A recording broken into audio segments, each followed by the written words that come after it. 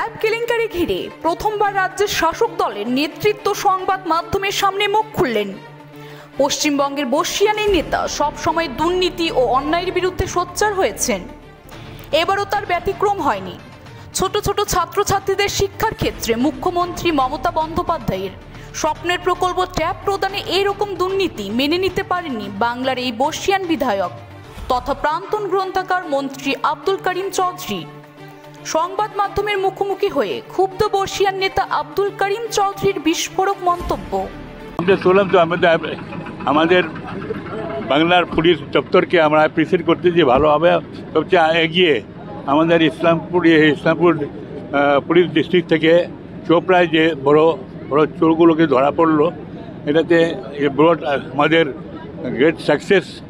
যে আরও অন্য অন্য রাষ্ট্রে বা অন্য অন্য রাজ্যে এরকম হয়নি, যেটা আমাদের পশ্চিমবাংলায় হয়েছে। আর তারপর ইসলামপুর পুলিশ ডিস্ট্রিক্টের কাছেই এখানে 12 জন ওই বদমাস চোরগুলোকে ধরা পড়েছে। আরও কিছু লোক দুঃখী পরে আছে, সবার খোঁজে আছে। পুলিশ খুব দক্ষতার ন্যায় কাজ করতেছে।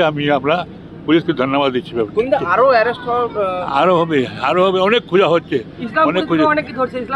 ইসলামপুর এই দুটো ধরাছে শুনলাম। লালবাজার বিজ্ঞপ্তি জারি করছে, প্রেস বিজ্ঞপ্তি, যে চোপড়ায় মূল এপিসেন্টার 80% চোপড়ায় তো ধরা হয়েছে না, আরও কয়েকজন কিছু পরে আছে।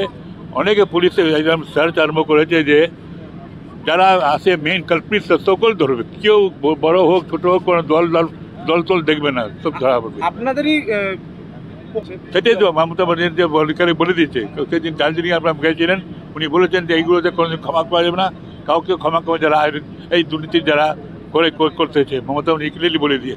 Thank you.